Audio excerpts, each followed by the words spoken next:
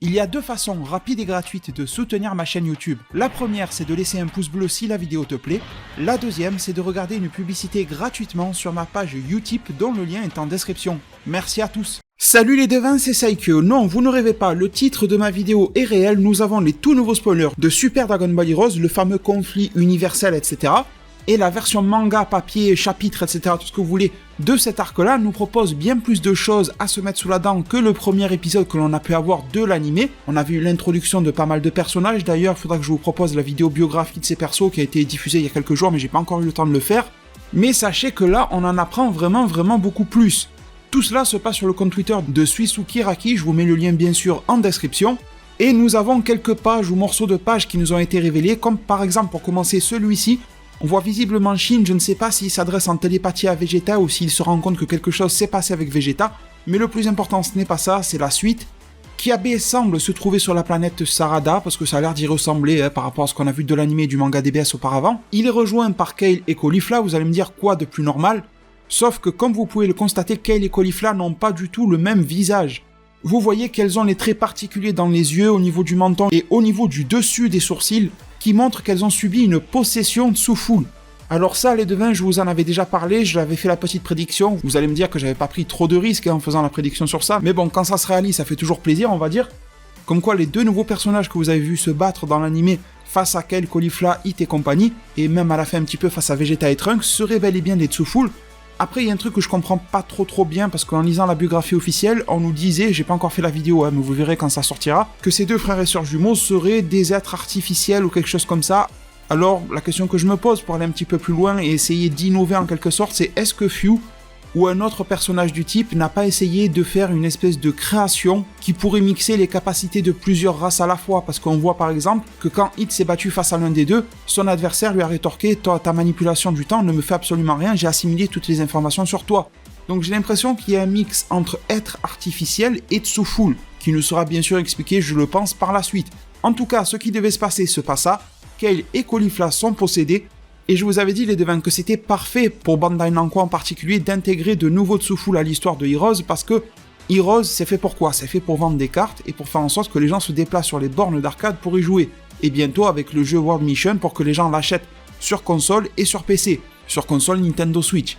Et bien sûr il y a des figurines et des choses comme ça qui tournent autour, mais ce qui rapporte le plus à Bandai Namco ce sont les cartes. Et pour faire des cartes, eh bien il faut avoir de nouveaux personnages. Et quand on arrive un petit peu à court de nouveaux personnages, que la série Dragon Ball Super n'est pas en ce moment active, il y a eu le film Broly, mais il n'y a pas énormément de nouveaux personnages dans le film Broly.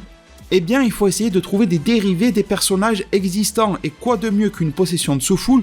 Tu fais posséder Kale, Caulifla, Toppo, Jian, machin, tu vas faire des doublons de tous les personnages en ayant l'excuse et le prétexte que non, ce ne sont pas les mêmes, ce sont les versions de Tsufull, tu comprends, c'est pas la même, faut racheter la carte. Donc commercialement parlant, c'est assez fort, c'était aussi prévisible, malgré tout. Par la suite, on voit que Kiabe est vachement étonné, en même temps il y a de quoi. On a d'autres pages de ce manga-là qui, je pense, se passent avant ce combat-là, dans laquelle on voit que Kale et Caulifla ont fusionné et ne sont pas sous la forme de possession de Tsufull. D'ailleurs, leurs adversaires Tsufull sont en face de elle, donc je pense qu'on va avoir une forme d'explication ou d'introduction, comme le dernier épisode de Heroes, dans lequel il va y avoir une confrontation Univers 6 face aux nouveaux adversaires, ceux qui veulent mener le fameux conflit universel et tuer Zeno et compagnie.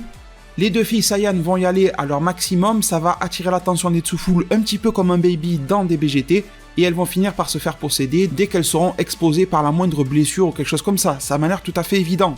Et ensuite les devins, l'énorme cerise sur le gâteau, elle est encore plus grosse que le gâteau lui-même, on se retrouve dans le palais de Zeno, il y a deux ombres, une qui ressemble au Daishinkan et une qui ressemble à Goku, et bien ce sont bien eux. Nous avons le Daishinkan qui s'adresse à Goku, allez savoir ce qu'il dit, je n'ai pas encore trouvé de traduction pour le moment, et on voit que une personne vêtue exactement comme le Daishinkan se tourne, et c'est Goku. Alors, on pourrait se demander si ce n'est pas un autre Goku, d'une autre dimension, etc., mais sincèrement, je pense qu'il ne faut pas se prendre la tête, je pense qu'il faut faire simple et se dire que c'est le Goku que nous avions laissé sur la planète prison qui était en train d'exploser, on ne sait pas ce qu'il était devenu, eh bien, il a dû soit se téléporter quelque part, soit utiliser le bouton de Zeno et lui dire « ramène-moi à ton palais vite fait », ou le Daishinkan serait peut-être directement venu le sauver pour une raison qui m'échappe, mais voilà, ça m'a l'air d'être assez simple, ça m'a l'air d'être lui qui va subir un entraînement de la part du Daishinkan, Et je verrais bien un petit scénario de base dans le sens où le Daishinkan va dire écoute, il y a ce groupe-là d'ennemis, ils ont réussi à rattraper Kamba, mais il y a encore plus dangereux que Kamba dans le lot, il y a Fyu, il y a le chef du gang, etc. Leur but, c'est de tuer Zeno. Moi, je suis le Daishinkan, je suis obligé de rester dans le palais ici, c'est pas le rôle du dieu de la destruction, etc. Est-ce que tu pourrais pas nous aider sur ce coup pour battre les ennemis et je vais t'entraîner. Je pense que ça va se passer comme ça. Là, si Goku a été recueilli par le Daishinkan, c'est que je pense qu'il va subir une forme d'entraînement, ou voire même comme certains fanarts, je vais essayer de vous le retrouver à l'image, vous pouvez l'imaginer à un certain moment, un petit déblocage de potentiel de la part du Daishinkan qui serait un rituel qui va bien au-delà de ceux des Kaioshin. En tout cas, attendez-vous à voir revenir un Goku qui va déboîter tout le monde.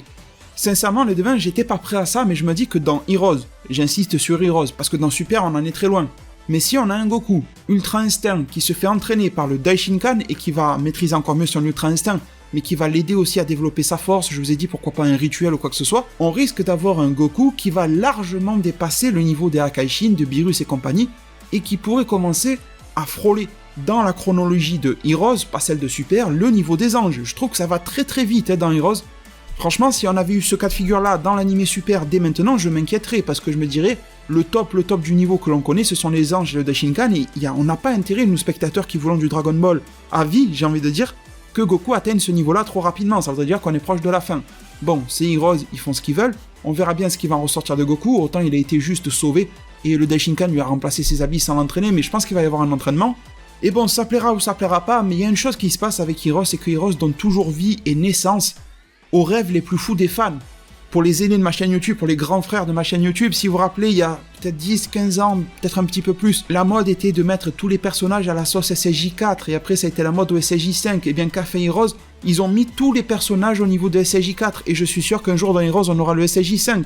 Depuis quelques années, la mode elle est au retour de personnages, le retour de Mirai Trunks, le retour de Bardock, le retour de si Heroes l'a fait avant même Super. Et depuis quelques temps, la mode elle est aux entraînements avec les dieux et tout ça, et on avait des fanarts qui traînaient depuis quelques temps du côté mexicain et tout ça, qui nous montraient un Goku habillé comme le Daishinkan qui s'entraînait avec le Daishinkan, et Heroes l'a fait également.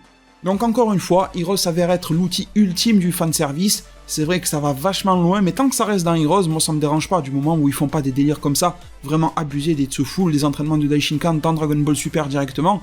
Franchement, à côté, ils font ce qu'ils veulent, ça me dérange pas tellement. Un truc comme Heroes, c'est quelque chose, un animé ou un manga qui se un petit peu vite fait, c'est pas le cœur de Dragon Ball qui te passionne Heroes, c'est un à côté pour te divertir, te faire passer le temps. Et je trouve que ça remplit bel et bien son job. Bref, les devins, je vous remercie tous énormément, infiniment pour tout votre soutien. La page Utip est en description. Merci à tous ceux qui y contribueront, ainsi qu'au fameux pouce bleu pour le bon référencement de cette vidéo-là. Prenez tous très bien soin de votre futur, et à plus pour les prochains arts divinatoires.